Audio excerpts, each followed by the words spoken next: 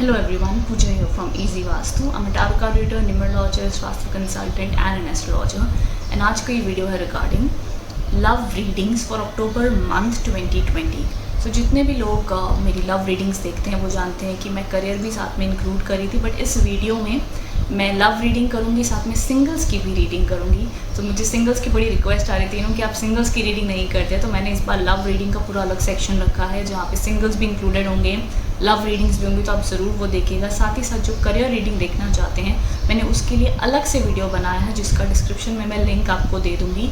सो उससे हम कहेंगे October 2020 career reading for all the zodiac sign. So हर ज़ोडिएक साइन के लिए मैंने अलग से करियर रीडिंग की है जिसमें उनका करियर, एजुकेशन, फाइनेंसेस सब के लिए एक वाइब्रेशन आपको मिलेगी कि भैया अक्टूबर मंथ कैसा जाएगा करियर में, क्या आप एक्सपेक्ट कर सकते हैं, क्या है. So it is a new experiment on my channel. तो आप मुझे बताइएगा कि आपको ये कैसा लगा है, क्या मैं इसे कंटिन्यू करूँ, क्या आप पसंद करेंगे. सो मुझे बताइएगा कैसा लगा है आपको रीडिंग. सो हर राशि की रीडिंग मैंने की है.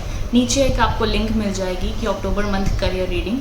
तो डिस्क्रिप्शन बॉक्स में आप करियर भी देख सकते हैं, नो प्रॉब्लम. उसी के साथ साथ मुझे बहुत लोग पूछते हैं कि ये रीडिंग किसके ऊपर बेस्ड है, is it based on sun sign, moon sign. तो मैं इसको personally as per based on zodiac sign करती हूँ जो कि डेट ऑफ बर्थ से आती है, बट आप इसको एज पर लगन, मून किसी भी बेसिस पे देख सकते हैं.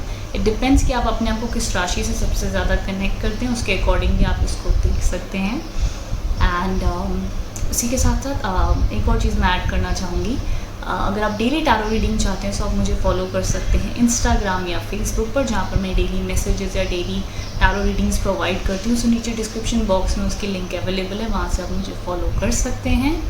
सो रेस्ट इसके बाद में आपकी एज पर थंबनेल जो राशि दिखी है उसका वीडियो स्टार्ट हो जाएगा. So enjoy the video. I wish you all the good luck and positivity for the month of October 2020. And नीचे कमेंट बॉक्स में मुझे बताना ना भूलिएगा कि कैसी लगी है आपको ये reading. Thank you so much. Hello Sagittarius, so ये रीडिंग आपके लिए है. मैं वन बाय वन एक्सप्लेन करूँगी ईच एंड एवरी कार्ड का मीनिंग. इस मंथ में मैं सिंगल्स की रीडिंग भी इंक्लूड कर रही हूँ. एंड सो चलिए जानते हैं क्या कहते हैं कार्ड्स.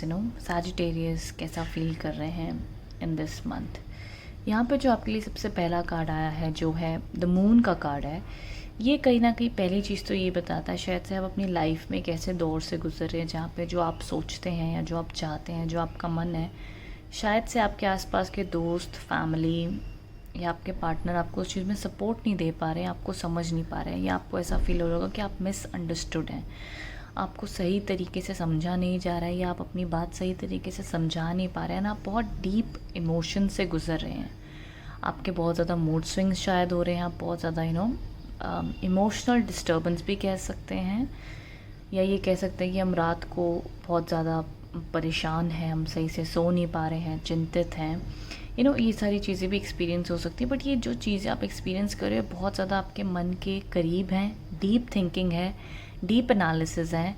एंड जो भी ज़िंदगी की अहम फैसलों में आप मैं कह सकती हूँ स्ट्रगल कर रहे हैं, परेशान हैं कुछ चीज़ों को लेके, तो आपका इमोशनली आप हर्ट भी हैं, पेन में भी और परेशान भी. ये चीज़ें कुछ आपकी दिखती हैं एंड उस वजह से वो मूड स्विंग्स आपके दिखते हैं. तो इमोशनली बहुत ही हाई एनर्जीज चल रही हैं आपकी सैजिटेरियस, ये दिखता है लव लाइफ को लेकर. वहीं आपके पार्टनर की बात भी करें तो आपके पार्टनर भी कहीं ना कहीं सैड एंड अपसेट है. अब या तो इसकी वजह ये हो सकती है, पहली एक चीज़ तो या तो छोटी मोटी कोई इश्यूज़ हुए हैं, कोई प्रॉब्लम्स हुई जिस वजह से दोनों ही पार्टनर डिस्टर्ब्ड एंड परेशान दिखते हैं, या अपनी अपनी ज़िंदगियों में वो ऐसे ही स्ट्रगल करें. स्पेशली सैजिटेरियस अगर आपके मैं पार्टनर की बात करूँ तो ज़रूरी नहीं कि लव लाइफ में आप लोग की कोई प्रॉब्लम हुई हो इस वजह से. होता है ना, जैसे कि कोई एक पार्टनर अपनी कोई फाइनेंशियल इश्यूज़ की वजह से या पर्सनल लाइफ की वजह से डिस्टर्ब होता है तो वो जनरली बात नहीं करते हैं, वो एक सिचुएशन की वजह से फिर दोनों पार्टनर्स सैड होते हैं.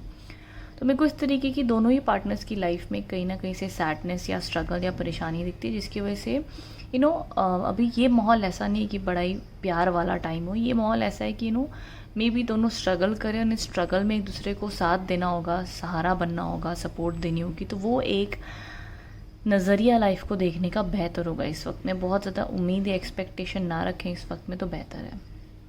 बाकी ऑफ कोर्स एक अलग एस्पेक्ट वो है कि अगर कोई प्रॉब्लम्स चल रही है, दोनों की झगड़ा हुआ है या प्रॉब्लम्स हुई, तो दोनों उस चीज़ को लेके सैड भी, अपसेट भी हैं. या शायद से अगर आप दोनों रिलेशनशिप में शादी करना चाहते हैं सो मे बी पेरेंट्स साथ नहीं दे रहे हैं, सिचुएशन साथ नहीं दे रहे हैं, वो चीज़ हो नहीं पा रही है। अगर शादीशुदा है तो कोई ऐसी प्रॉब्लम्स है कि दोनों अलग हुए पड़े।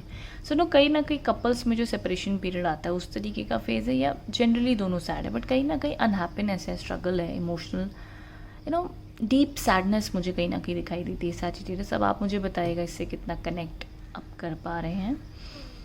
वहीं आगे अगर हम बढ़ते हैं तो इस बिफोर आई मूव फॉरवर्ड, तो ये एक चीज़ ये भी बताता है कि ना इसी वजह से आपके पार्टनर ज़्यादा एफर्ट भी नहीं ले पा रहे अब वो इतने थक गए हैं, इतना हार गए हैं कि अब उनको लग रहा है भाई यार अब जस्ट एक हम कहते हैं ना भाई अब इंसान फिर कोशिशें कर करके फिर परेशानों के कोने में जाके बैठ जाता है, भाई अब मैं क्या करूँ।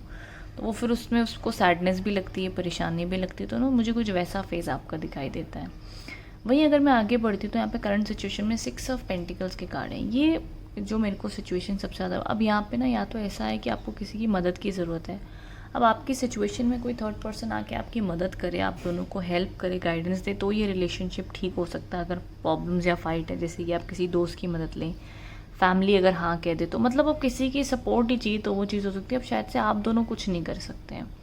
मेरे को जहाँ तक हाईएस्ट पॉसिबिलिटी लगती है, एक तो वो मैरिज वाली बात है कि चाहते हैं और हो नहीं पा रहे हैं, ये है, या अगर प्रॉब्लम हुई है तो कोई अभी थर्ड पार्टी आके दोनों में सुलह कराते हैं, जिसको हम कहते हैं ना भाई हमारी वापस से आप हमारी बात करा दो, अभी हमारी नहीं हो रही तो आप दोनों को समझा दो कि भैया गुस्सा गुस्सा छोड़ो, बात कर लो, या तो ऐसी कोई आके दोनों के रिश्ते को सपोर्ट दे, सहारा दे, तो वो हो सकता है।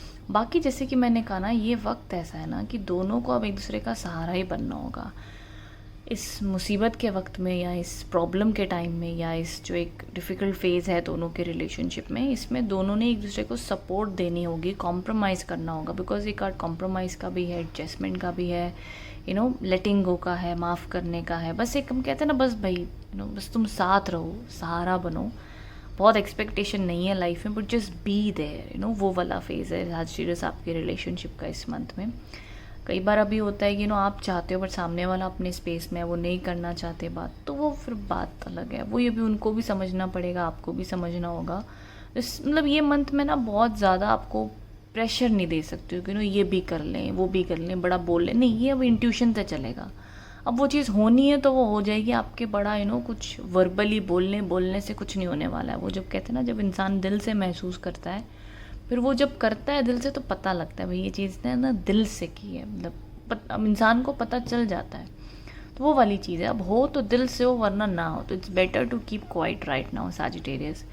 वही अगर हम आगे बढ़ते तो यहाँ पे देखिए फिर से 2 ऑफ स्वॉर्ड्स के कार्ड है, जो मेरे को कन्फ्यूजन दिखा रहा है, आउटकम का कार्ड है। यहाँ पे मेरे को फिर दिखा रहा है कि जैसे आप यहाँ पे स्टक हैं, अपसेट हैं, सैड हैं, अनहैप्पी हैं। वही चीज़ मेरे को आउटकम में भी दिखती है कि ये चीज़ ना अक्टूबर मंथ में थोड़ी है। I don't know why Sagittarius, पर आपके कार्ड इस मंथ में ना लव लाइफ को लेकर ऐसे कि शायद से लव लाइफ को लेकर कहीं ना कहीं कोई दिक्कतें हैं, प्रॉब्लम्स हैं, वो चीज़ें सॉल्व नहीं हो रही, उस वजह से आप परेशान हैं, कन्फ्यूज्ड हैं, स्टक हैं। एंड अपना ना स्पेस ले रहे हो आप हीलिंग के लिए। यहाँ पे भी देखिए 8 ऑफ कप्स के कार्ड हैं, ये भी 2 ऑफ स्वॉर्ड्स के कार्ड है। तो इमोशनली ना, मेंटली भी बहुत ज़्यादा आप डिस्टर्ब्ड है, परेशान हो, और इमोशनली भी ना आपका मन कर रहा है भाई अकेले ही आपने हीलिंग करनी है। शायद से मेरे को वही लग रहा है कि शायद आपके पार्टनर भी डिस्टर्ब्ड है। अब दोनों की ऐसी लड़ाई हुई है या ऐसी मिसअंडरस्टैंडिंग है कि अब दोनों को ही एक दूसरे को हील करना होगा अपने आप ही थोड़ा सा। ठीक है, सहारा बन पाए तो बहुत ही अच्छी बात है। और जैसे मैंने कहा, कई बार इंसान का, आपका या आपके पार्टनर का किसी से बात करने का मन नहीं करता है। हमको लगता है भैया बात करके क्या करें, तो अपने आप को खुद ही ठीक करना पड़ता है, खुद ही सहारा बनना पड़ता है। तो उस वजह से 8 ऑफ कप्स के कार्ड बताते कि आपका मन ऐसा हो गया शायद कि सब कुछ छोड़ छाड़ के जाएं, अपने साथ अकेले वक्त बिताएं, जस्ट लीव एवरीथिंग। नहीं समझना दुनिया को, नहीं जानना समझना है इस दुनिया को, जस्ट लीव एवरीथिंग एंड अकेले रहें। वो वाला फेज़ एंड जोन मुझे आपका लगता है सैजिटेरियस। तो काफ़ी मेजॉरिटी ऑफ कार्ड्स ये सिचुएशंस, ये सिनारियोज इंडिकेट कर रहे हैं। एंड अगर छोटी मोटी लड़ाई है तो भी मैं ये मंथ में कहूँगी कि वो शायद से जल्दी रिकवर ना हो, तो आप थोड़ा सा टाइम एंड स्पेस देते हैं एक दूसरे को। अगर सब कुछ ठीक चल रहा है तो वैसे दिखता है कि आप या आपके पार्टनर थोड़ा सा एक दूसरे से टाइम ले सकते हैं। हीलिंग पीरियड है वैसे सैजिटेरियस, ये आपके लिए भी, आपके पार्टनर के लिए भी।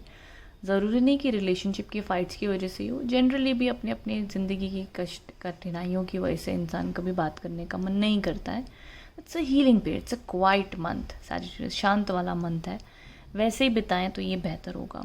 तो ये एनर्जीज आपके लिए दिखती हैं। किसी की कमबैक की अगर आप जानना चाहते हैं कि क्या सैजिटेरियस की लाइफ में उनका पार्टनर से अगर बिल्कुल भी बड़े टाइम से बात नहीं हुई तो क्या कम बैक है? सो मुझे यहाँ पे कम बैक नहीं दिख रहा है अभी तक.